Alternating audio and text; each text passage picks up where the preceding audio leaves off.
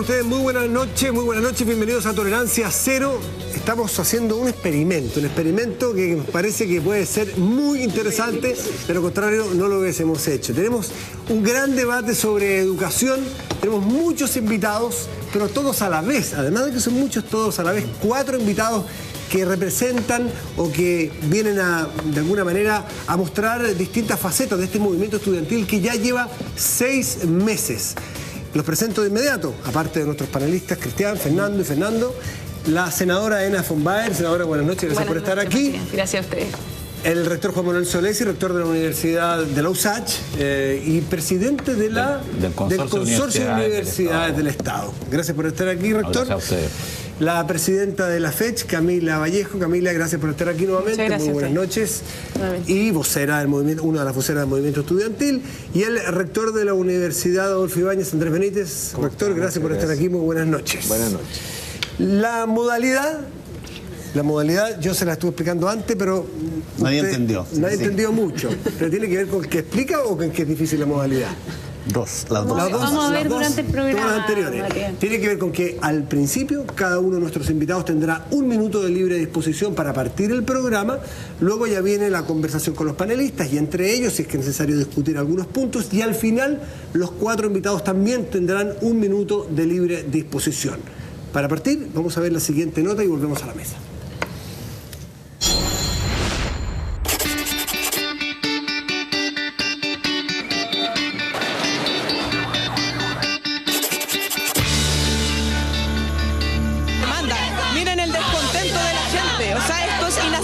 Es muy difícil poder avanzar con un gobierno que se mantiene de manera intransigente. En 6 meses de movimiento estudiantil, Camila Vallejo, Giorgio Jackson y Camilo Ballesteros, entre otros, se convirtieron en rostros familiares para los chilenos.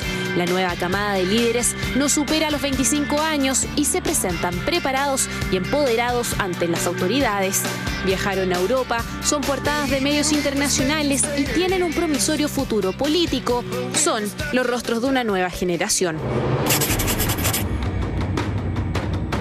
Dígame, ¿usted puso plata para una universidad? ¿Usted la perdió esa plata o ha ganado algo, la ha recuperado? La ha recuperado.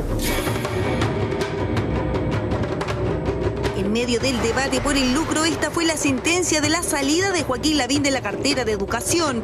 No bastó este documento, tampoco el gane. El movimiento se había llevado por delante a uno de los ministros con más capital político. En su reemplazo asume la estrella en ascenso del gabinete, Felipe Bulnes.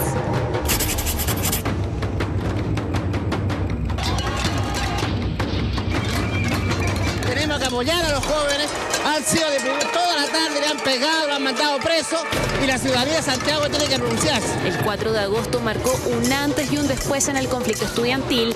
El gobierno negó la autorización para 2 marchas ese día y el resultado fue una de las jornadas más violentas del conflicto y el regreso de los cacerolazos. Fue el pic de un movimiento que ha mostrado caras creativas y festivas, pero también el renacer de los encapuchados.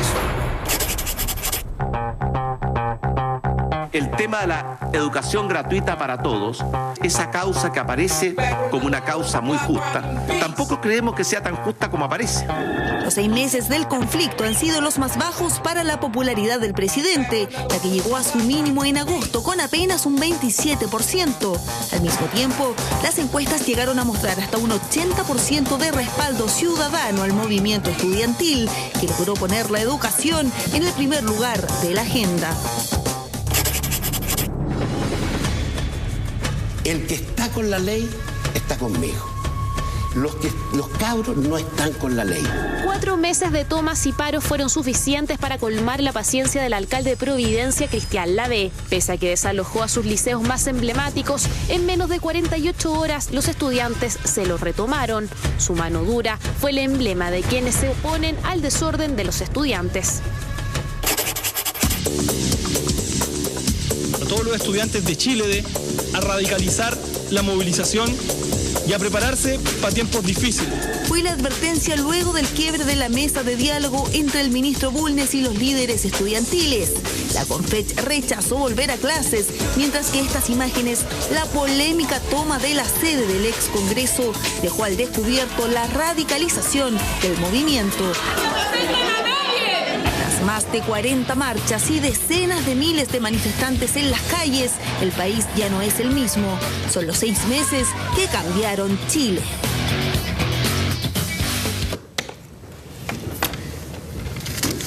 Tenemos 1 minuto de libre disposición de cada uno de los invitados para partir. Camila Vallejo parte. Camila. Muchas gracias.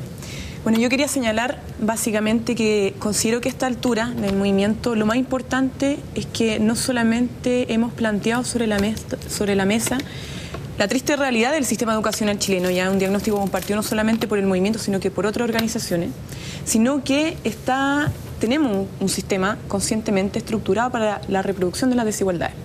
Digo esto por quienes proveen la educación, cómo se distribuye esta educación, cómo se distribuye el conocimiento y qué es lo que se está distribuyendo a través del conocimiento, qué es lo que estamos reproduciendo.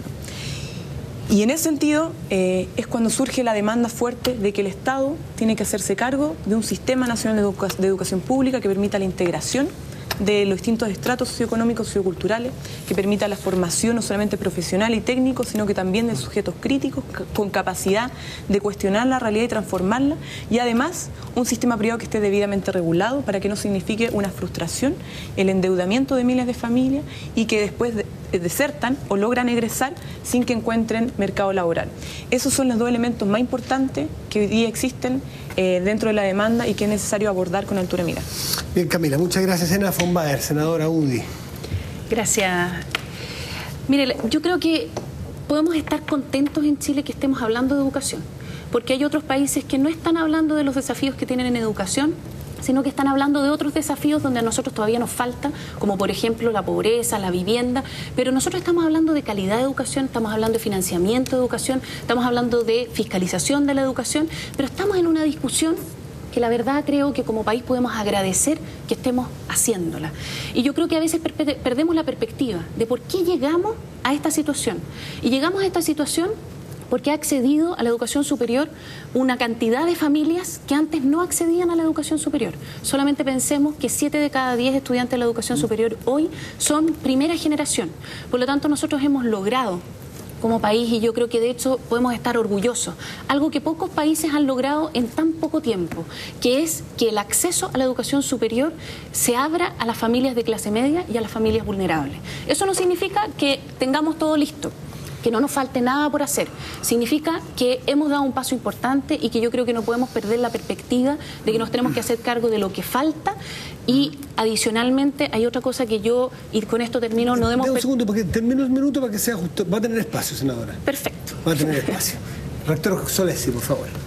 Mira, creo que hemos cumplido 6 meses de movilizaciones en el ámbito de la educación. Ha sido un tiempo largo, difícil, especialmente para las universidades del Consejo de Rectores, ya que fundamentalmente de ahí han salido los estudiantes que han llevado adelante y que han puesto sobre la mesa los problemas de la educación. Ha habido un desgaste importante desde el punto de vista del conflicto. En las familias chilenas también ha sido resentida desde el punto de vista del impacto del endeudamiento.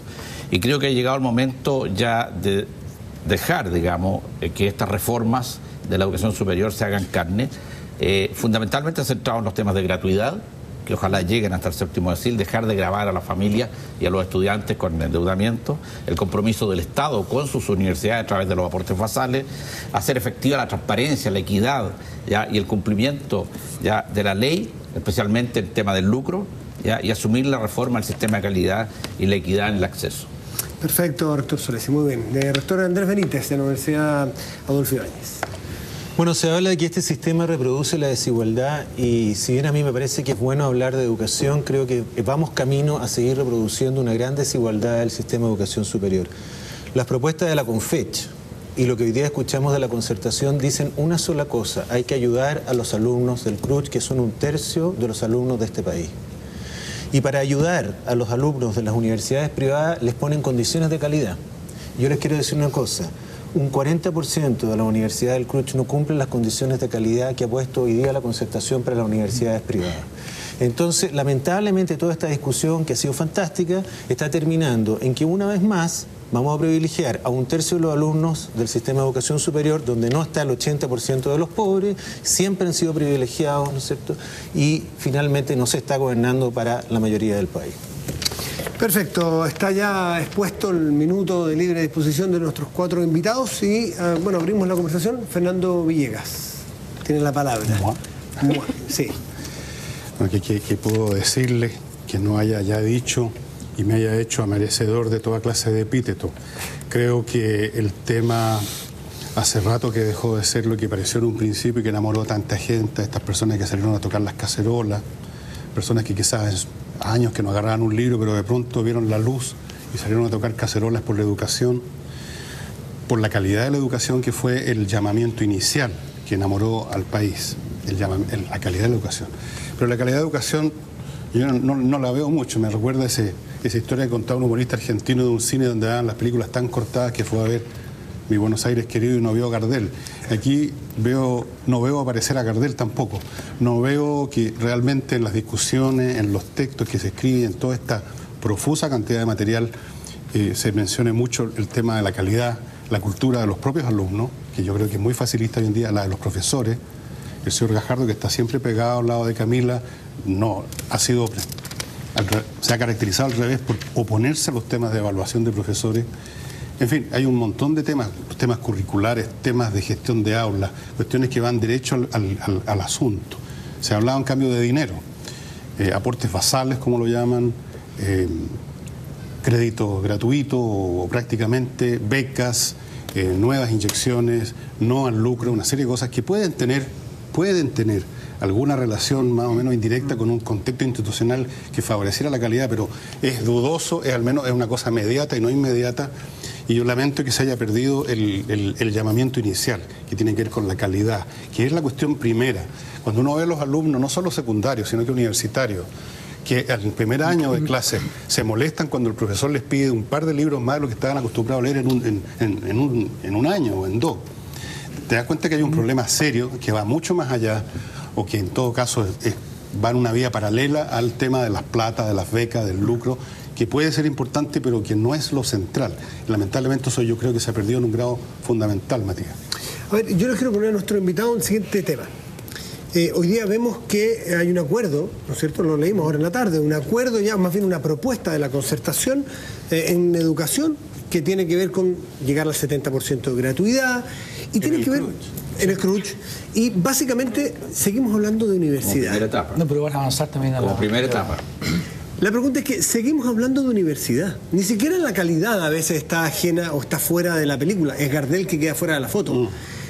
No está en la película los escolares y los no escolares. Entonces, toda esta discusión, y le pregunto a Camila directamente, toda esta discusión a que los alumnos o la sociedad estén en las discusiones, por ejemplo, presupuestarias y no de espalda a la ciudadanía, es razonable, porque antes se hacía todo de manera cupular. ¿Acaso no es lo mismo una reproducción de lo cupular, que solamente ustedes que tienen las capacidades de salir a marchar y ganarse el apoyo de la gente, el que los acuerdos sean solo o básicamente para satisfacer a los universitarios y no a los escolares y a los preescolares, que es donde realmente tenemos el problema de la educación chilena? Entonces veo que el acuerdo con la concertación es nuevamente las cúpulas, los que son capaces de juntarse, las nuevas élites.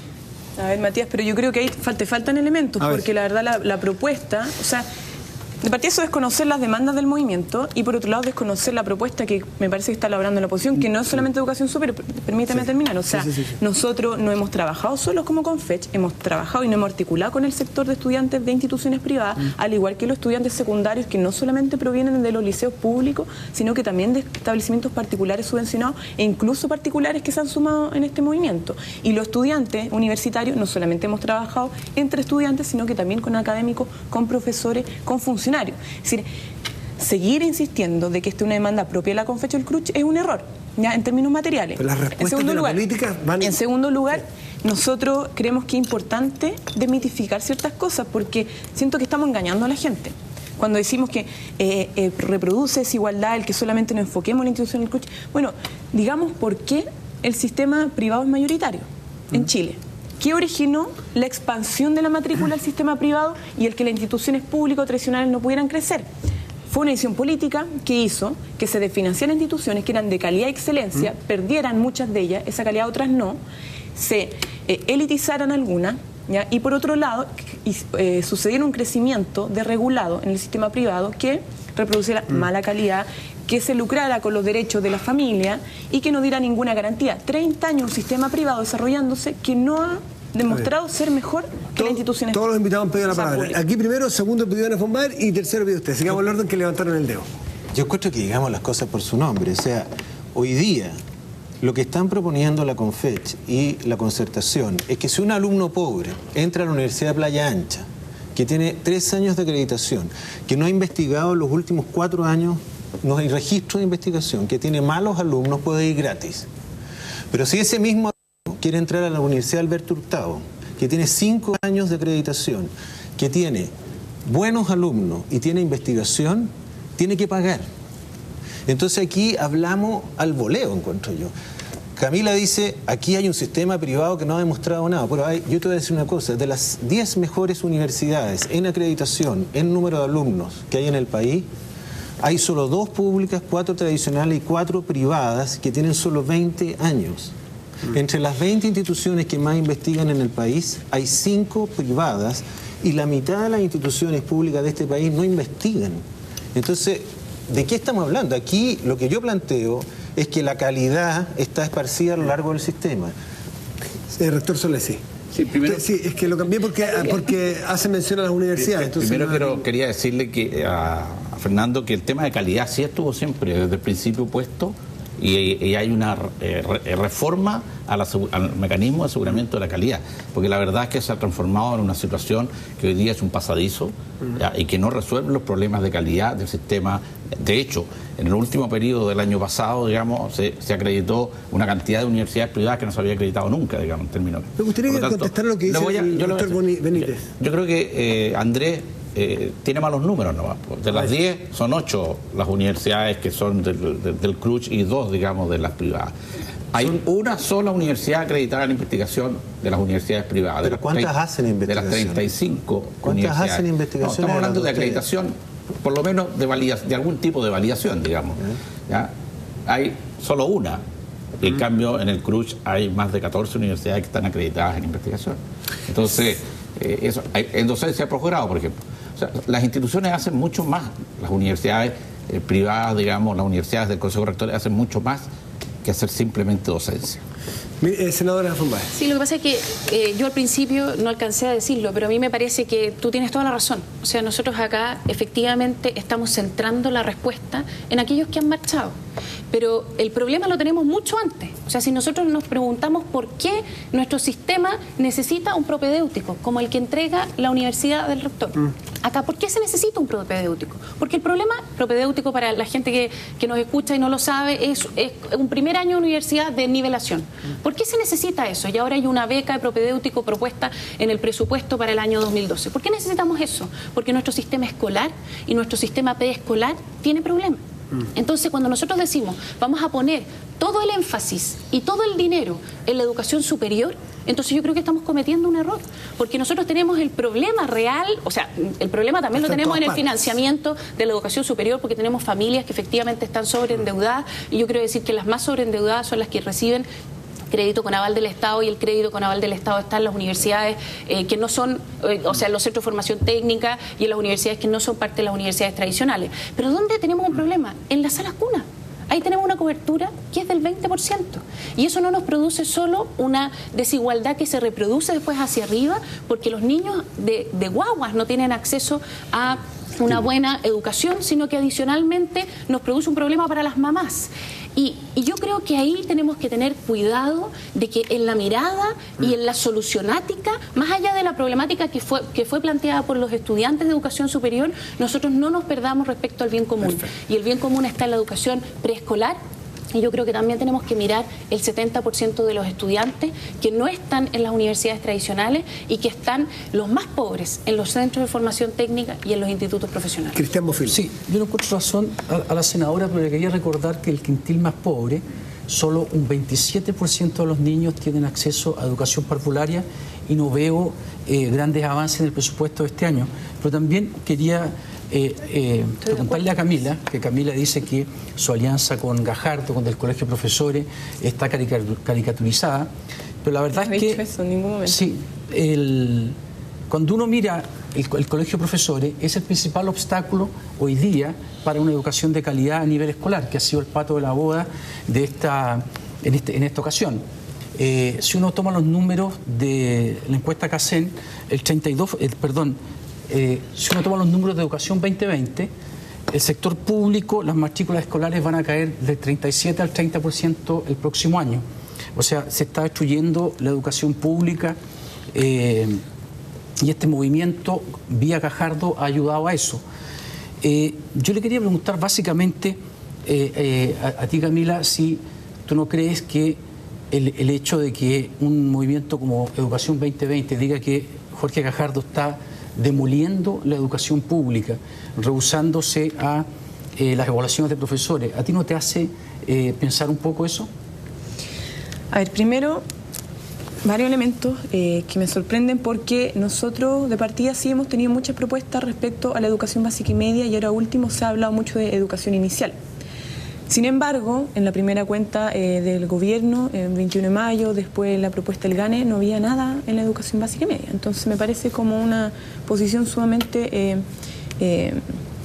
contraria hoy día a lo que se plantea respecto a lo que se plantea anteriormente. Se nos acusa que nosotros no hemos puesto esos temas sobre la mesa, pero sin embargo es el gobierno que no ha tenido propuesta y que no ha escuchado particularmente a los estudiantes secundarios y a los profesores en este caso. Nosotros sí creemos que tiene que asegurarse un sistema de calidad. Hoy día no existe gran calidad en el sistema privado, no existe. ¿Ya? Y hay que avanzar mucho en el sistema tradicional. ¿Ya? Pero la calidad no se mide solamente con la acreditación, porque de hecho la acreditación ha sido sumamente cuestionada por algo. Necesitábamos un proyecto de ley para mejorar el sistema de acreditación, porque no asegura nada. O sea, yo me planteo que cumplo esto, viene la agencia, me dice, cumpliste, bajo lo que tú planteaste, listo, está acreditado. Eso no es asegurar calidad. ¿Ya? Por otro lado, que sean de calidad en base a la cantidad de estudiantes tampoco dice nada. O sea, medición cuantitativa no asegura calidad. Solo un segundo, Camila, pero todos la calidad, un segundo. Todos los especialistas te dicen que los profesores son la clave en la educación escolar. Que si tú no mejoras los profesores... Voy a ese punto, voy al punto de los profesores. El hecho está en que compartiendo, ya, absolutamente uno de los ejes fundamentales para asegurar calidad en los procesos educativos es la calidad de los profesores. ¿Ya?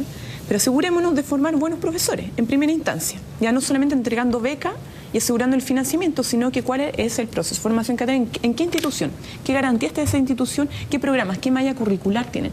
Jamás se pensó en eso cuando se entregó la beca de vocación de profesor, que además es un crédito, no una beca, en instituciones que abrieron carreras así de la nada. Pero además asegurémonos de que esos profesores tengan un buen sueldo. Como los médicos son tan importantes para la vida de los seres humanos, tienen un sueldo excelente, pero los profesores, en cambio, tienen un pésimo sueldo. Respecto a la evaluación, yo lo he señalado en muchas ocasiones, yo no estoy por defender a Jaime porque creo que no es mi labor, no es mi deber, pero estoy planteando una posición que tiene el magisterio, no Jaime Gajardo, ¿ya? Los profesores en general pueden tener diferencia interna, yo no me voy a meter en eso, pero el hecho está en que hay una demanda histórica que tienen los profesores, es que no solamente exista evaluación docente, sino que exista una carrera docente que le permita a los profesores poder desarrollarse, formarse constantemente en investigación, teniendo horas para preparar las clases y hacer investigación. Si no basta solamente con impartir clase sin tener horas para preparar, con un sueldo bajísimo, y que trae como consecuencia más eso, un alto estrés y enfermedades a los profesores. ¿Por qué? Porque las condiciones son muy adversas. Entonces, veámonos multifactorial esto, porque si no... Yo he escuchado y he escuchado a Camila muchas veces en el Congreso, en la Comisión de Educación, etcétera. Y la verdad, y yo lo entiendo, porque la verdad es que los estudiantes de educación superior no son los responsables de plantear el problema de educación preescolar. O sea, acá los responsables de responder frente a eso son aquellos que toman finalmente las decisiones, o sea, en el Congreso y en el gobierno. Efectivamente eso es así. Y es ahí donde nosotros tenemos que recoger lo que dicen los estudiantes de educación superior, pero también cuidar por el bien común. Y el bien común está a poner sobre la mesa qué pasa con lo preescolar, qué pasa con lo escolar. Y la fuerza con la que se plantea aumento de aportes basales solo para las universidades tradicionales, aumento de aportes basales para las universidades del Estado, en las universidades estatales, es mucho más fuerte que lo que se escucha respecto al sistema completo, y es mucho más fuerte. Y cuando aquí se dice, nosotros estamos preocupados, el tema de la calidad, estamos todos preocupados de eso. Y yo creo que ahí el corte tiene que ser para todos, y también para las universidades estatales y para las universidades tradicionales, porque ahí nos encontramos con universidades que ofrecen carreras en las universidades universidades, que son universidades estatales, que ofrecen carreras como criminología, que finalmente no tiene ningún tipo de calidad, que no tiene ningún tipo de empleabilidad, y eso pasa en las universidades estatales, y también en las universidades privadas. Por lo tanto, aquí el tema de la calidad tiene que ser para todos, tiene que ser muy estricto, y el tema de la fiscalización también tiene que ser para todos y también tiene que ser muy estricto. Y hay otra cosa que yo tampoco he escuchado. No he escuchado de parte de los estudiantes con fuerza, no lo he escuchado tampoco de parte de la concertación con fuerza y con convicción, que está bien, si todos queremos que los profesores tengan un mejor sueldo, pero también, si es que los profesores tienen un mejor sueldo, que sean fuertemente evaluados y que los profesores que son malos profesores se tengan que ir de los colegios, porque acá los profesores tienen finalmente una influencia muy grande sobre la educación de las futuras generaciones de Chile. Entonces no podemos tener malos profesores haciendo clases, y eso no se ha escuchado con mucha fuerza. Sí, es que vamos a hacer un pequeño corte y Fernando tiene la palabra para plantear un nuevo tema. ¿Les parece? Pausa y volvemos. Al mismo tiempo.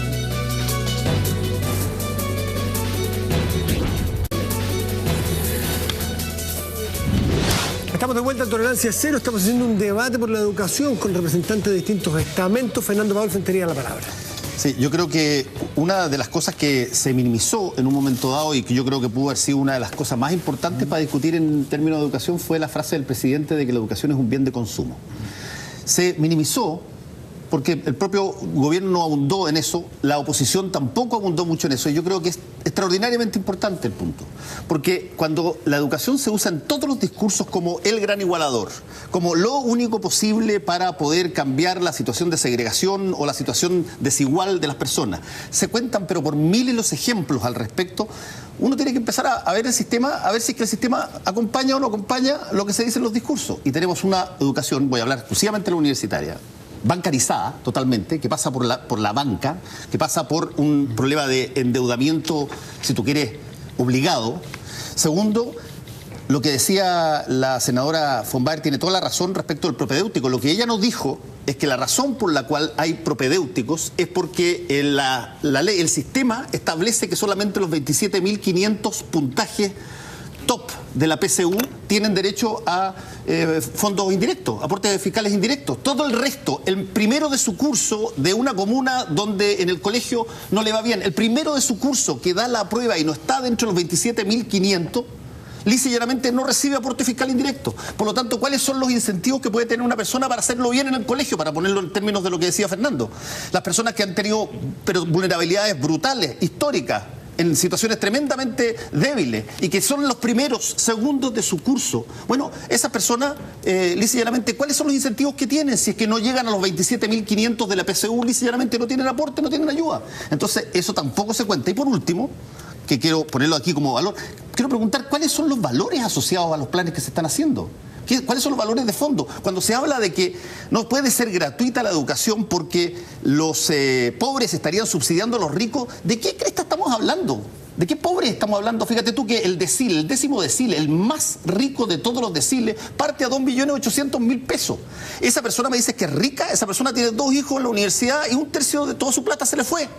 Y me va a decir a mí que esa persona, por solamente responder a un acto ideológico de decir que los pobres subsidian a los ricos, va a decir, mira, yo estoy dispuesto a perder 1/3 de mi sueldo pagándole yo a mis hijos en una universidad y no poder destinar eso quizás a otra cosa, generar empleo, tener otras iniciativas, si me lo paga el Estado. Yo tengo la sensación de que ahí hay 5.000, 6.000 personas que son efectivamente ricos en este país, que no tengo nada contra ellos, pero que son los que han puesto ideológicamente el tema de que de alguna forma, si es que si hay educación gratuita, en realidad lo estarían subsidiando a ellos las personas de clase media, lo que es absolutamente falso. Por lo tanto, raya para la suma en términos de pregunta, ¿cuál es el valor? ¿Cuáles son los valores detrás de las propuestas universitarias que ustedes ven o detrás de la propuesta que tienen los establecimientos universitarios, los que tienen en el Congreso cuando se plantean? Doctor Benítez. Bueno, hay muchas preguntas en una, pero aproveché porque me voy a quedar callado todo el rato. Están traumados acá. Mira, ganemos tiempo, vamos. Tenemos tiempo. Mira, tomar una sola cosa respecto a la educación gratuita. Lo primero que quiero insistir es que la educación gratuita deberá ser para instituciones, para alumnos que lo merecen, o sea, que no tengan recursos, que puede ser el 80% de la población si tú quieres, pero que asistan a instituciones de calidad, y la calidad está en todas partes. Ahora, Yo soy partidario. La educación gratuita tiene dos problemas. Uno que es académico. Las instituciones que son gratis, como la Universidad de Buenos Aires, que se menciona siempre, o la Universidad de Sao Paulo, tienen tasas de deserción enormes, mucho mayores que las chilenas. En la Universidad de Buenos Aires se está graduando menos del 10% de los alumnos. ¿Y por qué sucede eso? Porque cuando uno regala las cosas, ¿no es cierto?, se valoran más, se valoran menos, ¿no es cierto?, el alumno, y nosotros lo hemos visto en las universidades, tú le regalas una beca a un alumno, ¿no es cierto?, y el alumno rápidamente baja en su rendimiento. Por lo tanto, yo creo que la discusión sobre la gratuidad debería ser inversa. Es decir, la universidad tiene que ser gratuita para todos los alumnos que una vez estudiado no puedan pagar la universidad. Yo no decretaría pobre a un tipo antes de que entre a la universidad. Es muy simple, tú le dices a cualquier persona, ¿sabe qué más? Acá tiene un crédito usted, que puede ser al cero, que se va a pagar en 10 años, 5%, pero ¿sabe cuándo no lo va a pagar? Cuando la promesa universitaria no se cumpla. Y es perfecto el sistema, porque realmente tú, digamos, le das gratis la universidad a aquellos para quienes no resultó esta cosa. Pero ¿por qué calificarlo antes? ¿Por qué hoy día decimos, mira, el 70% de la población nosotros ya sabemos que no puede pagar la universidad, sino, entonces ¿para qué van? Fíjate, entonces la promesa no se va a cumplir nunca. ¿Sabe qué más? Le vamos a tener que regalar esto. Regalémosla si es necesario. Rector Solesi. No estoy muy de acuerdo con la tesis. A ver, por eso le di la palabra. De Andrés. Yo creo que el problema en Chile es que estamos trabajando sobre instrumentos, ¿ya? Muy instrumentalmente, y hemos dejado de ver un poco más arriba, de pensar para qué queremos educación en Chile. Si nosotros queremos educación para resolver los problemas del mercado, o del modelo que tenemos hoy día de mercado, formamos exclusivamente por competencia, digamos, definimos las cosas de una manera, o queremos universidad para formar a personas que el día de mañana vayan a contribuir al bien común del país. Yo estoy en esta segunda tesis. Esta segunda tesis tiene claramente una definición distinta de la definición del bien de consumo. En este esquema yo puedo asumir que la acreditación para mí es un mero trámite. Yo tengo que pasar la acreditación lo más rápido posible. ¿Ya? Ojalá logre tener amigos ahí que me resuelvan el problema. Acá yo necesito dar una muestra a la sociedad de que lo que estoy haciendo lo estoy haciendo bien, digamos. Yo creo que esos parámetros son y definen la instrumentalidad que viene después.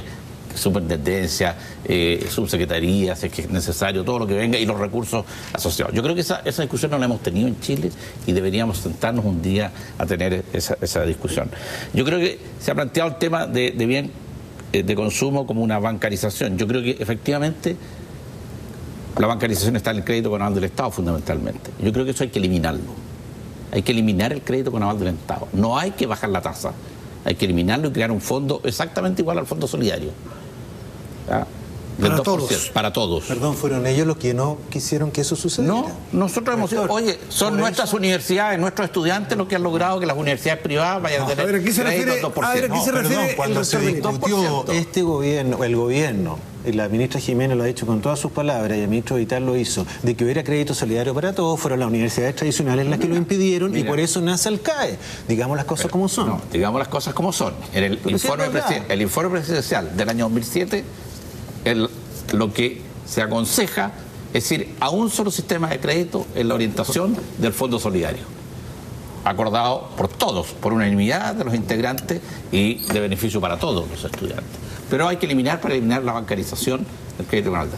Las universidades del Consejo de Rectores con sus estudiantes y funcionarios han contribuido, digamos, a que el resto del sistema hoy día va a tener un crédito más bajo del 2%. Yo creo que eso no es bueno. Hay que eliminar ese crédito con aval del Estado. Creo que los propedéuticos, creo que el ranking, en la inclusión, en la selección de los postulantes hacia la universidad debería ser fuertemente considerado, porque yo creo que efectivamente está ocurriendo lo que tú señalas. El ranking, ¿quiere decir usted cómo salieron ellos en su entorno, en su propio colegio? ¿Quién no te pregunta? Cualquier universidad americana te pregunta, digamos, cuál es la posición, está dentro de los 5 primeros, está, etcétera. Eso debería ser tan importante como el puntaje de la PSU hoy día. Camila, de estas propuestas, por ejemplo, del rector Benítez, de decir, démosle crédito a lo mejor a todos, después vemos barato, cero, y después los que con su esfuerzo, con lo que ellos aprendieron, no puedan trabajar porque no tienen sueldo, bueno, a eso hagámoselo gratis, le bajamos a cero la deuda, pero los que después de 5, 6 o 4 años de universidad empiezan a ganar buena plata, que ellos puedan pagar para ser solidarios. ¿Te parece esa propuesta a ti? Eso es lo que nosotros llamamos impuesto a la renta. Creemos que eso se resuelve con una reforma tributaria. De hecho, si nosotros hacemos que los más ricos paguen a través de impuestos a la renta, que no sigan haciendo elusión tributaria, estarían pagando mucho más, ¿sí? Estarían contribuyendo mucho más a la recaudación de fondos para el Estado, para que el Estado financie la educación, que pagando directamente a través de un arancel.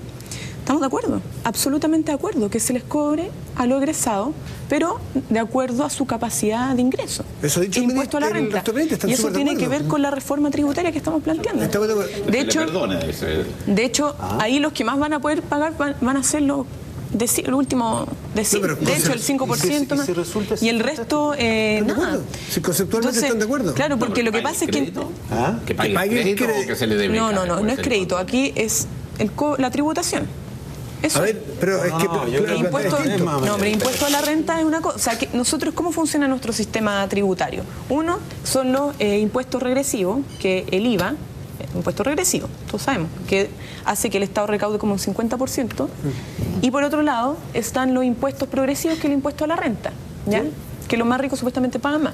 Pero eso no pasa en Chile, porque lo que hacen los más ricos, hacen elusión bajo la ley, ¿ya? Porque si tú eres más astuto, haces una mejor planificación tributaria y eludes tu pago de impuestos. Entonces, ¿qué es lo que hacemos? Nosotros creemos es que no es distinto, porque tiene que ver con finalmente tu capacidad de pago al final. A ver, mi senadora Fumbaer. No, a ver, yo la verdad es que creo que hay algunas cosas que son buena noticia acá en la mesa, porque nosotros hoy día tenemos un sistema donde el crédito con aval del Estado, que va a todas las instituciones que no son parte de las universidades tradicionales, tiene una tasa más alta, hay que pagarlo a todo evento de vuelta y o sea, siempre, aunque tengas trabajo o no tengas trabajo, tienes que pagarlo de vuelta fijamente. Y el fondo, sí, yo sé, pero el fondo solidario, que va solo a las tradicionales, tiene una tasa más baja y uno lo paga solamente si es que tiene trabajo.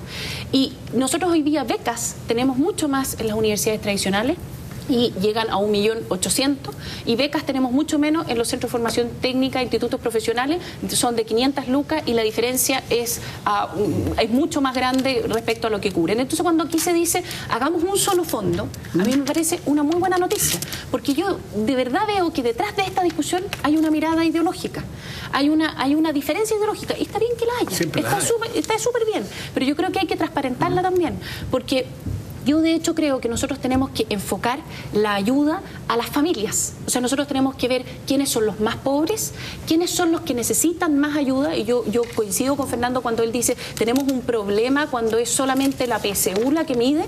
Tenemos que ver cómo hacemos lo del tema del propedéutico, cómo arreglamos abajo. Pero adicionalmente tenemos que también hacernos cargo de otra cosa que dice el rector. Y con eso termino. Sí, yo sé, pero las universidades complejas.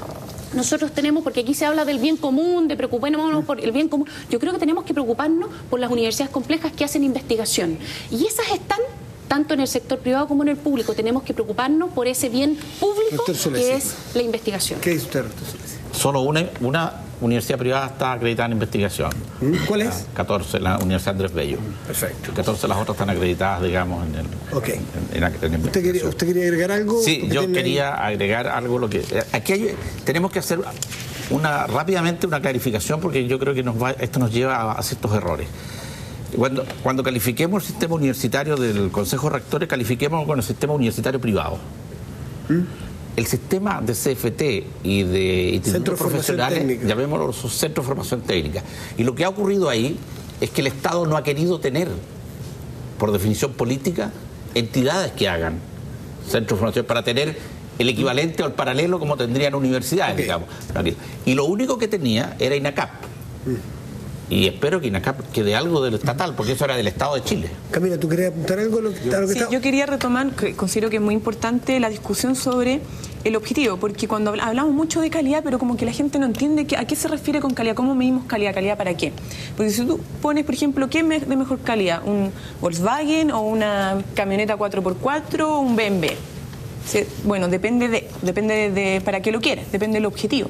Pero nunca hemos planteado cuál es el objetivo de la educación en Chile, ¿ya? Y cómo el Estado se hace cargo de que ese objetivo se cumpla, primero partiendo por casa, con las instituciones que son de su propiedad, que hoy día representan un 20% porque se decidió que representan un 20%, no porque ellas no hayan sido capaces de crecer más, ¿ya? Y por otro lado, ¿cómo nos aseguramos que los estudiantes que por opción ya porque así lo decidieron, no porque se vieron obligados, entran y escogen un sistema alternativo privado, también tengan ciertas condiciones mínimas. Y esa es la discusión, discúlpeme, discusión política, porque aquí lo que está en juego es qué rol va a asumir el Estado en materia educacional. ¿Para qué tiene instituciones? Desde lo que es educación inicial, prebásica, básica, educación superior. ¿Qué queremos formar? ¿Ciudadanía? ¿Queremos formar sujetos? ¿Queremos formar seres humanos? ¿O solamente profesionales y técnicos reproductores del aparato productivo, reproductores del mercado? Yo creo que no. Yo creo que queremos formar sujetos de transformación con capacidad crítica, que no sean fáciles de dominar o que caigan en la ignorancia creyendo que recibieron una buena educación. El Estado se debe no a sus instituciones y a los ciudadanos, creo yo. Y se debe principalmente a los ciudadanos más vulnerables, y si ellos no están en las instituciones públicas, no veo por qué tendría que proteger demasiado las instituciones públicas. A mí yo estudié en la Universidad de Chile y me da mucha risa que las universidades públicas se apropian del concepto de público. No sé qué es lo que hacen ellas, que no hace la Católica, por ejemplo, la de Concepción, la Austral, que son privadas pero que parece que adquirieron también un carácter público. De repente me pregunto, no sé cuántas reformas procesales penales tendrá que hacer la Diego Portales o cuántas bibliotecas públicas tendrá que hacer la Diego Portales para que algún día sea considerada pública. ¿Cuántas encuestas CACEN tendrá que hacer el Alberto Hurtado? O cuánta investigación tendrá que hacer alguna universidad, ¿no es cierto?, para que sea pública. Las universidades son espacios públicos. Lo público no está en la Universidad de Chile, ¿no es cierto? Entonces, me parece estupendo que a los estudiantes que ingresen por opción, como dice Camila, a las universidades privadas se les exija un cierto criterio de esas universidades, pero no cerremos los ojos, no cerremos los ojos. Hay universidades públicas que no están cumpliendo ningún estándar de exigencia. Y yo creo que con esto, rector, vamos a estar de acuerdo en que si hay más aportes basales, yo creo también que hay que fortalecer la educación privada, pero ¿saben qué? A cambio de algo. A cambio de algo, porque no podemos seguir así, perdón, las universidades públicas. No podemos seguir así. Aquí, fíjate que se dice, el presupuesto de educación se ha duplicado en los últimos 7 años de educación superior. Y el 65% de ese presupuesto va para las instituciones del CRUT. Por lo tanto, plata ha habido. Aunque sea el 100 sería insuficiente. ¿Usted quiere apuntar algo a eso? Porque Fernando Villegas tiene la palabra. Yo quiero decir que el usar el término público en educación viene desde la nomenclatura internacional que se usa en todos los países.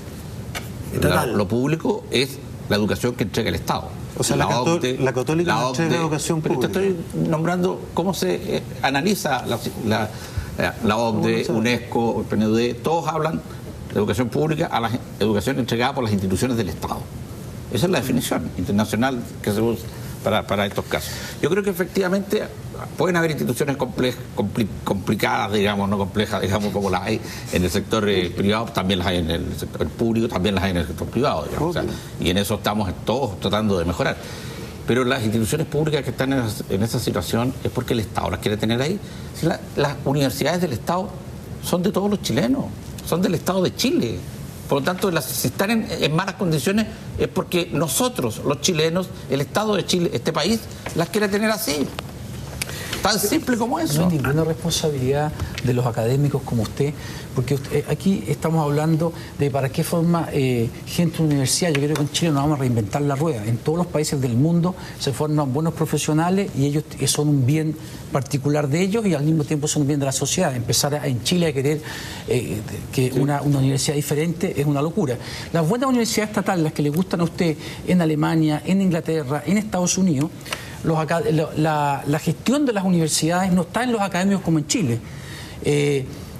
Hay un consejo externo que fiscaliza los dineros, cómo se gastan, en qué se gastan, y ustedes nunca han querido ser fiscalizados. Hoy día ustedes están pidiendo más aportes basales y usted me va a decir que la Contraloría los fiscaliza. A ver, rector Solís, si conteste. Yo le voy a decir primero, nosotros no somos responsables de ciertos actos y situaciones que han ocurrido en el pasado, los académicos como yo. Lo que ocurrió en el 81, en la reforma universitaria, yo no soy responsable. Pero déjame terminar. No soy responsable de eso. En la aniquilación de la Universidad Técnica del Estado, de la separación de todas las sedes de la Universidad de Chile, de la separación de las sedes de la universidad, de cambiarle el nombre a la Universidad de Santiago, de dejarla esquilmada de todas sus propiedades y todo lo demás y decirle, arréglatelas como puedas. Y más encima, de aquí para adelante, te reduzco el presupuesto a la mitad en 5 años. en aporte fiscal directo, se lo vamos a dar aporte fiscal indirecto, y te voy a crear un crédito fiscal universitario que no se pudo cobrar, no lo pudo cobrar el Estado, no lo pudo cobrar nadie. Yo no soy responsable de ciertas decisiones. Yo creo que habría que darle un premio a los rectores de las universidades públicas por tener a salvo las instituciones hoy día, digamos. La pregunta es, ¿por qué no aceptan que se fiscalice? Primero tenemos nosotros, por definición, juntas directivas, con representantes del presidente de la República. No, las juntas directivas en Chile, de los 9 integrantes de la junta, ¿cuántos son del 2. Ok, ustedes tienen, por lo tanto, los académicos y 2 externos gestionan como que no tienen fiscalización externa. Por tanto, tengo 2 externos. Perfecto, pero son minorías, de 4 y 2 en una mesa donde... No, tengo 2 del presidente de la República y 2 externos. O sea, que son empresarios, hay 4 que no son de los... ¿Quién los nombra a los externos? A los externos lo elige el Consejo Académico. Perfecto, entonces los académicos tienen 4 votos. O sea, ustedes no son fiscalizados de afuera. Ya. Somos fiscalizados por la Contraloría General de la República. Eso es, por eso yo me anticipé la respuesta, porque eso es a grosso modo, ¿no? No es a grosso modo. Usted supiera lo que es tener la Contraloría General de la República. Chile Compras, ley de Chile Compras, ley de transparencia, digamos. Auditoría a nuestros balances por la Contraloría General de la República. Auditoría por empresas auditoras externas. De estas que están en registro superior de valores. Y publicados en un diario de circulación nacional. Camila, ¿quiere aportar algo a eso? Porque Fernando tenía la palabra. ¿Quiere agregar algo antes? Sí, lo que pasa es que yo quiero como un poco, hablando de transparencia, o sea, transparentar cuál es la demanda, porque nadie está haciendo como una defensa corporativa, menos de la Universidad de Chile, si estamos hablando de qué es lo que queremos para el futuro, porque ni siquiera yo me voy a ver beneficiada en lo que estoy planteando, lo que está planteando este movimiento en particular. Ya lo que estamos diciendo, lo único que estamos diciendo es que el Estado se haga cargo con las instituciones que decidió abandonar en un momento de la historia, que nadie debate eso, ya, porque fue una decisión política, como decía el rector. Se decidió políticamente destruir a la institución o dejarla en el olvido, ya que se mueran solitas, ya por omisión, y abrir el mercado sin instituciones privadas, que está bien que existan las privadas, está bien. Ya, pero el hecho es que, ¿qué vamos a hacer con esas instituciones?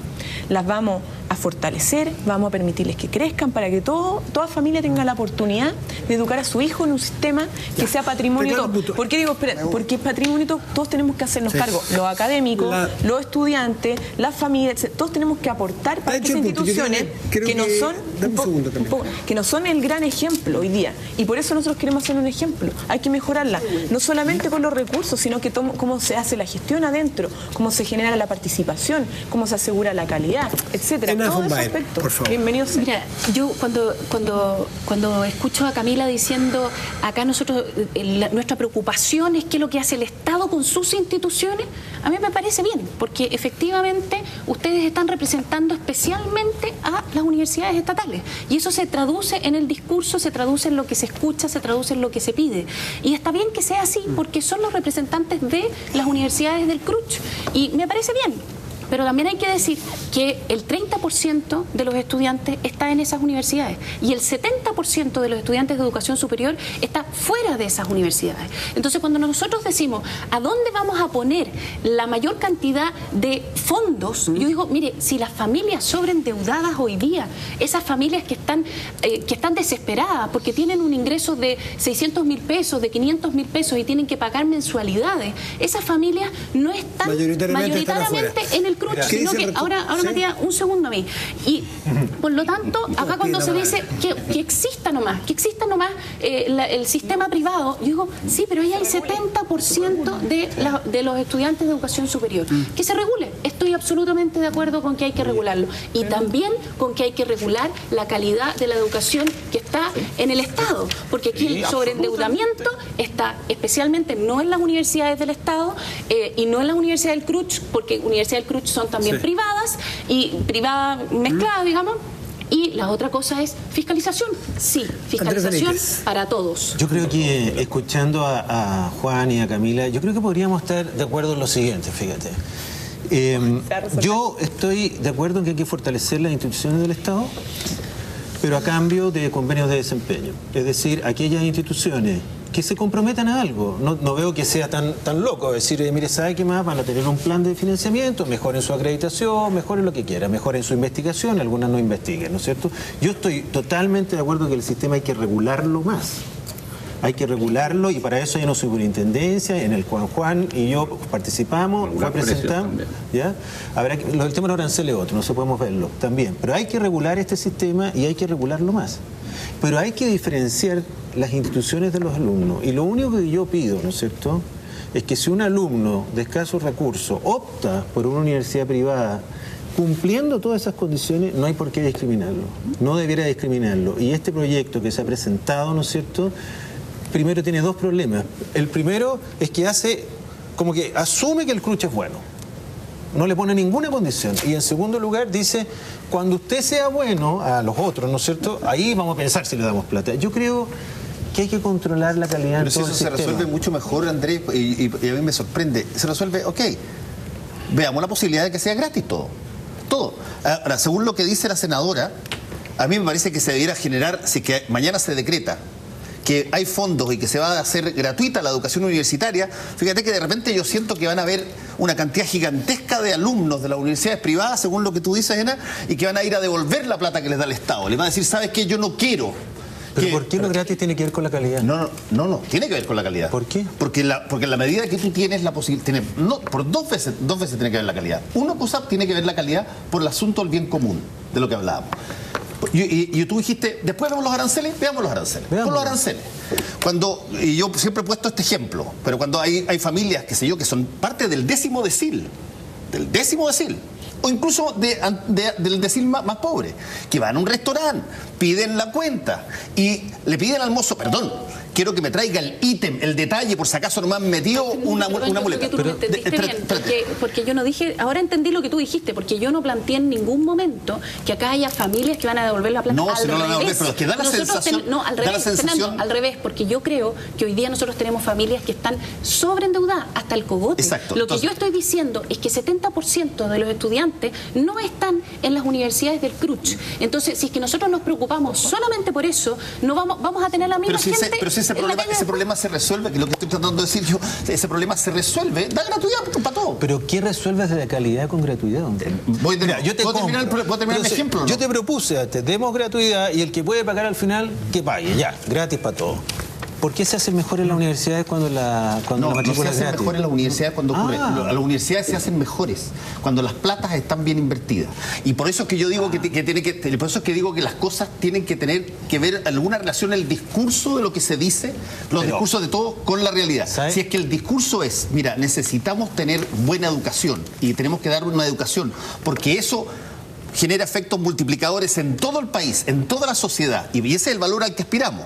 Que las personas con títulos, según todos nos dicen, pagan más impuestos, contribuyen más. Las personas que tienen más títulos son capaces de generar mayor inteligencia agregada. Bueno, si eso es así, ¿cuál es el problema? Que tú aportes a esos todos. Y que tú veas... Pero Fernando, yo creo que estamos de acuerdo. Mira, yo te voy a decir el caso de los aranceles. Los aranceles, que por lo más han subido más en las universidades tradicionales que las privadas, pero tan altos, son altos. Ya concordemos y son lo más alto del mundo, se ha dicho todas esas cosas, ¿ya? ¿Cuál es la forma de controlar esto? Más regulación y más fiscalización. Más regulación y más fiscalización que obligue a las instituciones que cobran altos aranceles a invertir en sus instituciones, que se acabe el lucro, como se ha dicho, ¿no es cierto? Una vez que tú regulas y controlas e informas, das buena información y multas por mala información, ¿qué hacen las instituciones? Esos recursos que están cobrando los tienen que invertir en ellos. Y tendrán que, y esa es la forma, ¿no es cierto? Como un buen arancel probablemente va a reflejar una buena educación. Hoy día lo que pasa es que nadie sabe nada. Vamos a hacer una pausa, que nadie sepa nada. Vamos a hacer una pausa. A la vuelta, Fernando Villegas tiene la palabra. Está aquí Fernando Villegas. No se lo pierda después de estos comerciales.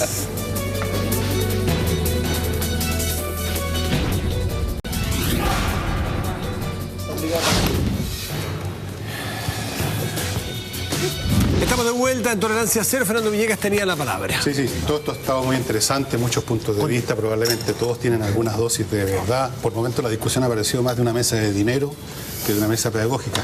Pero quiero ir a Camila para plantearle el tema de qué viene ahora, porque hay muchos papás que nos están mirando ahora y que dicen, todo esto es muy interesante, estas discusiones, yo no fui, fue el otro, etcétera, pero ¿qué pasa? ¿Qué probabilidades hay, Camila, de que haya algún tipo de acuerdo?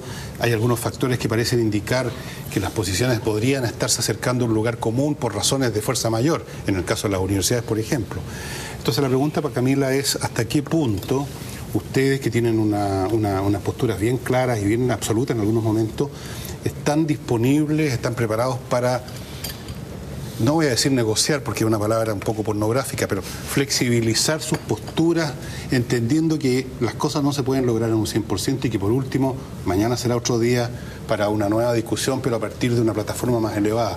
¿Cómo ves tú la posibilidad de que este asunto se arregle en las próximas semanas, que se llegue a algún acuerdo? A ver, de partida no depende de nosotros. Bueno, nosotros no vamos a generar ningún acuerdo que traicione este movimiento. Y no digo a los estudiantes del CRUCH, digo al movimiento social que ha salido a las calles y que se ha pronunciado en reiteradas ocasiones bajo distintos mecanismos y herramientas con una postura. Nosotros no vamos a ser responsables. No vamos a ir a ningún acuerdo ya forzado que signifique una traición a los principios que han fundado este movimiento, que es una educación, recuperar el derecho a la educación pública, gratuita y calidad, y que hay un sistema privado regulado sin fines de lucro que dé garantía, que sea una alternativa. Nosotros creemos que no se puede apostar al todo en nada, y lo hemos dicho, lo hemos señalado al ministro Bulnes en reiteradas ocasiones. En muchas partes lo que queremos es que exista un plan.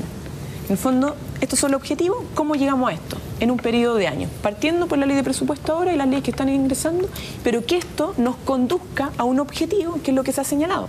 Pero lo que pasa ahora con el presupuesto de educación, que hay unos pasos cortitos, pero que van en la dirección contraria, no en la dirección que plantea este movimiento. O sea, nosotros no tenemos por qué hacerlo, no tenemos por qué negociar cuestiones que creemos que son de responsabilidad ética y que lo ha señalado una mayoría. Entonces, lo que no queremos que se le imponga, y para avanzar, creemos que hay una discusión, nosotros queremos decir, y hemos planteado indicaciones y énfasis al presupuesto de educación que incorpora lo que me parece raro que no lo he conocido, pero nosotros planteamos en principio de las movilizaciones el reemplazo del CAE. Yo dije todas las veces que lo escuché en el Congreso. Ya, pero es que es como que se sorprendió por la propuesta de los rectores. Nosotros lo señalamos desde el principio de las movilizaciones. Camila, el traspaso de los recursos del CAE a un sistema que no genera endeudamiento, como el Fondo Solidario, o un sistema de becas para los estudiantes de la institución privada, pero que tengan regulaciones de democracia interna, de libertad de cátedra, de no lucro, de acreditación, de regulación de aranceles. Y por otro lado, cómo avanzamos en el aumento de los recursos directos a las instituciones que son de propiedad del Estado y con pasos directos hacia la gratuidad. Camila, más allá del tema, hoy día, para aterrizar un poco más la discusión, ya estamos en los plazos. O sea, la discusión del presupuesto se termina la próxima semana, o sea, el día 23, el plazo es el 30. Hoy día salió un documento muy importante de la concertación junto con el PC, junto con el MAS, en el cual hacen una propuesta al gobierno que incluye una reforma tributaria de llevar al 20% el impuesto a la renta, que algo mantener al 20%. Mantener el 20%. O sea, sí, es que tendría que bajar. Exactamente. Pero obviamente que esa propuesta que sacó la oposición es una propuesta que está semi-negociada con el gobierno. La senadora aquí, tengo entendido que estuvo entre los grupos que estuvo conversando las 2 últimas semanas.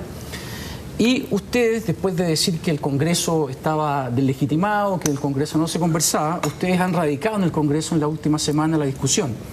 Y han tenido, en este caso tú y Giorgio Jackson, una postura más flexible de negociación. Mi pregunta es... ¿No le gustó eso?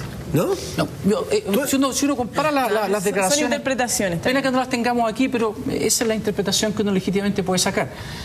Para ti, ¿esta vez ustedes van a sumarse a la negociación o nuevamente va a pasar lo que pasa y que pasó, tengo entendido, este fin de semana, que ustedes muestran posturas más flexibles y después de que pierden adentro de la Confech se suman a la postura más dura? Y quería también si la senadora, quería saber si la senadora nos puede contar algo de la negociación que concluyó esta última semana. Ya, ¿parto yo entonces? Sí, parte. Ya, mira, nosotros cumplimos con un deber que teníamos, que era mostrarle a los parlamentarios cuál era la observación que este movimiento tenía respecto al presupuesto y otras materias más de reformas estructurales, ¿ya? Porque consideramos que nuestra responsabilidad planteárselo como representante de un movimiento y porque es responsabilidad de ellos legislar de una vez por todas a favor de una mayoría que ha sido evidente, ¿ya? Y no de un porcentaje minoritario. Los acuerdos no los vamos a generar nosotros, porque nosotros no somos el Parlamento, no somos el gobierno, y allá ellos cómo solucionar esto.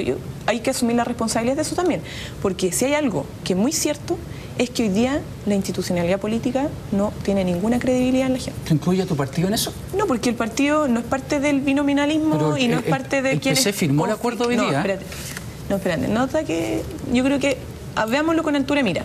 Primero, hay una constitución política que no elaboramos nosotros, que no elaboró el partido y no elaboró ningún ciudadano. Se elaboró entre 4 paredes escúchame, se elaboró entre 4 paredes, ya, por una junta militar contrademocrática. Estamos viendo un poco los fenicios. No, es que no es los fenicios. Porque nosotros nos regimos por esa constitución. Sí, eso es lo que estructura. Pero veamos de la negociación. A ver, entonces, espérenme un poco. Sí. ¿Por qué? ¿Qué es lo que pasa? ¿Por qué llevamos 6 meses de movilización y poder avanzar? Porque tenemos una lógica de funcionamiento que no permite tener representante o una diversidad representante en el Parlamento, porque el 20% de la población tiene un 50 o 60% en el Parlamento. Entonces, eso no es representativo, ¿ya? Y es por eso que hoy día no tienen causa nuestras demandas.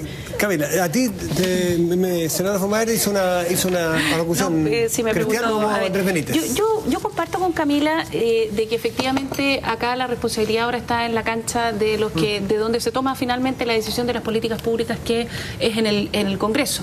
Y yo creo que sí, es que pues tenemos 2 opciones: o discutir acá de la Constitución del 80 y discutir acá de si es que el binominal, está bien, podemos discutir eso, pero yo creo que efectivamente la demanda de la gente que los acompañó a ustedes en un principio en las calles es una demanda de sobreendeudamiento, es una demanda de calidad, es una demanda de fiscalización. Entonces, si es que nosotros no nos ponemos de acuerdo de eso, respecto a eso, es que nos van a pasar la cuenta a nosotros los que estamos en el Congreso y al Ejecutivo. O sea, yo creo que nosotros hoy día tenemos que hacernos cargo de esas demandas. Y entonces cuando aquí se dice lo que quiere la mayoría es educación pública, gratuita y de calidad, yo digo sí, yo creo que nosotros podemos decir, es difícil interpretar qué es lo que quiere esa mayoría. Yo creo que la mayoría lo que quiere es educación de calidad, educación que sea gratuita para aquellos que más lo necesitan, educación que efectivamente esté al alcance de todos y de calidad. Entonces, yo acá cuando dicen mi preocupación está en qué rol va a asumir qué rol va a asumir el Estado, yo digo mi preocupación está en las familias y que las familias puedan acceder a la educación de calidad. Voy a la negociación. ¿Hay o no hay? Yo espero que nosotros lleguemos esta semana a un acuerdo, y yo celebro que la concertación haya puesto sobre la mesa, o sea, no la concertación, la oposición haya puesto sobre la mesa un documento que de hecho cuando uno lo revisa, en muchas cosas no estamos de acuerdo, pero en muchas cosas sí estamos de acuerdo. Muchas cosas se parecen bastante a lo que ha planteado la Coalición por el Cambio y a lo que ha planteado el gobierno en el último tiempo. Entonces, yo creo que nosotros tenemos espacio, y yo estoy optimista respecto a eso, que podamos alcanzar un acuerdo, y ojalá no sea solamente respecto al presupuesto del 2012, porque no todo se alcanza en un año, sino que sea en el mediano y en el largo plazo, y mirando el bien común, mirándolos a todos. Andrés. A mí me impresiona de que cuando se le pregunta a la Confecha acerca de por qué esto no ha resultado, bueno, llegamos hasta la Constitución del año 80, la intransigencia del gobierno, y yo quería levantar un punto que ha sido la política de los consensos. Bueno, Camila una vez dijo que no teníamos clase política, ¿no es cierto?, hace una semana, pero eso no. Yo quería tomar un solo punto, que es la forma como este movimiento se ha manifestado, ¿no es cierto?, que es ampliamente rechazada por la ciudadanía. Camilo Ballesteros me encontré muy simpático, que ahora se dieron cuenta que pueden caminar y comer chicle, que significa que se podía haber manifestado yendo a clase. Y me preocupa lo siguiente, porque se habla del apoyo al movimiento y ellos dicen tenemos un gran apoyo ciudadano, y ¿sabes qué? Yo creo que el verdadero apoyo no se va a ver en las encuestas, se va a ver en las matrículas. ¿Y qué es lo que estamos observando en las matrículas? Al menos en el sistema escolar, una gran migración de los colegios municipales a los particulares subvencionados, que es bastante triste porque es injusta. En el caso de las universidades, yo no quiero ser alarmista, no hay un movimiento todavía, pero hay que ser justo que hay varios rectores, ¿no es cierto?, que están preocupados porque la falta de clase, las tomas que han provocado más daños enormes, le están haciendo un daño enorme a la educación pública.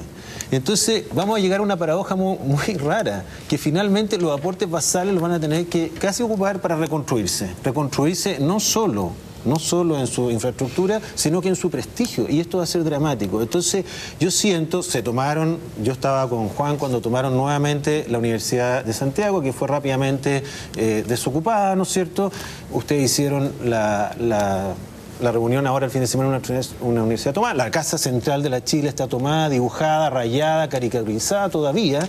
Entonces, yo siento que el movimiento en algún momento tienen que entender que le está haciendo un flaco favor a la educación pública. Están hipotecando, de hecho, la educación pública. No era necesario, ya el tema está levantado, que marchen todo lo que quieran, pero hay que terminar con esta situación, hay que volver a clase como parece que se está volviendo en algunas partes, pero hay que hacer también un mea culpa. Esta situación se ha llegado acá por la forma ha sido muy dañina.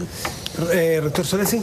Sí, bueno, obviamente que hay preocupación en las universidades, así como hay beneplácito porque se ha logrado poner los temas y quienes los han puesto, digamos, que han sido los estudiantes sobre la mesa.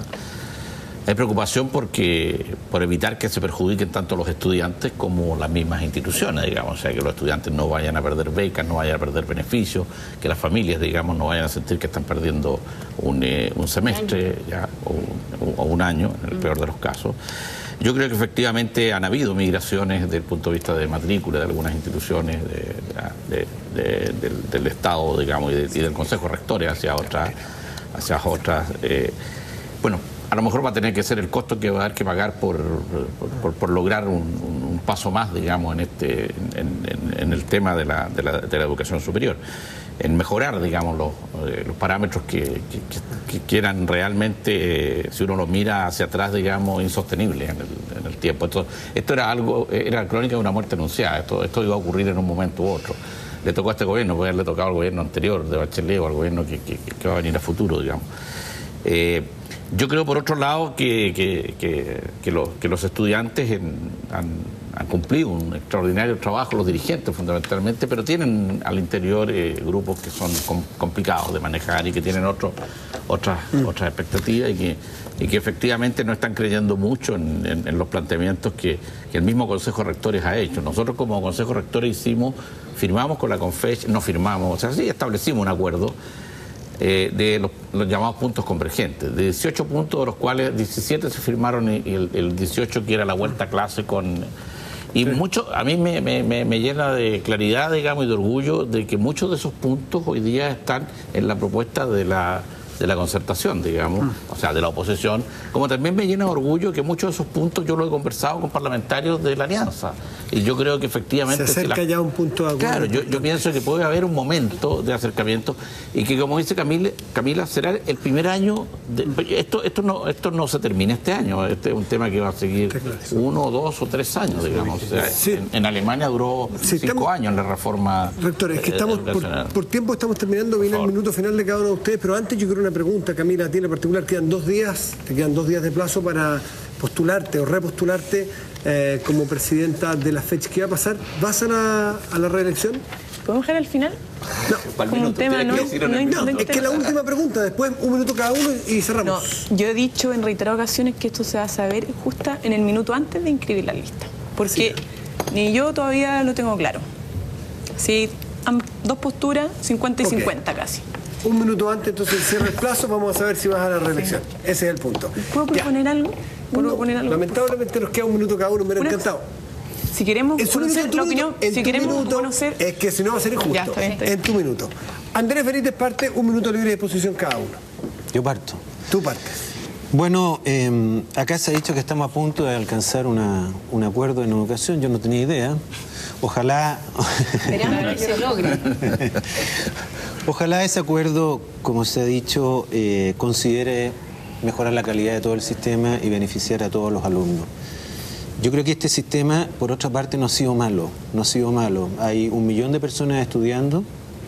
Hay instituciones estatales que han sido muy buenas, hay instituciones privadas tradicionales que son muy buenas, los sistemas mixtos son los que imperan en todo el mundo. De las 100 mejores universidades del mundo, la mayoría de ellas son privadas sin fines de lucro. En Estados Unidos, de las 20 mejores, 17, lo que no indica que no podamos tener instituciones fuertes. Por lo tanto, yo creo que sí, hay que fortalecer la educación pública, pero sin olvidarse de que ahí solo está el 19% de los alumnos que hay en Chile. Gracias, Andrés. Juan Manuel Solesi. Bueno, yo quisiera señalar que, si bien es cierto, en los últimos 30 años hemos avanzado desde 30.000 estudiantes a casi 1 millón, digamos, pero tenemos un sistema de educación superior absolutamente inmaduro, desregulado, y con una urgencia tremenda de correcciones ya inmediatas. Nosotros, como universidades públicas, que estamos comprometidos con la excelencia académica, la inclusión social, la defensa de la educación como bien público, así como el necesario alivio de las familias vulnerables del país, quienes yo creo tienen cifradas las esperanzas de un mejor sistema de educación superior, digamos. Yo creo que se terminó el tiempo de los oídos sordos y es el momento de llegar a los grandes acuerdos. ¿Ya? La educación no solo se ha ganado el derecho a estar en la calle, sino que a estar en cualquier espacio de este país.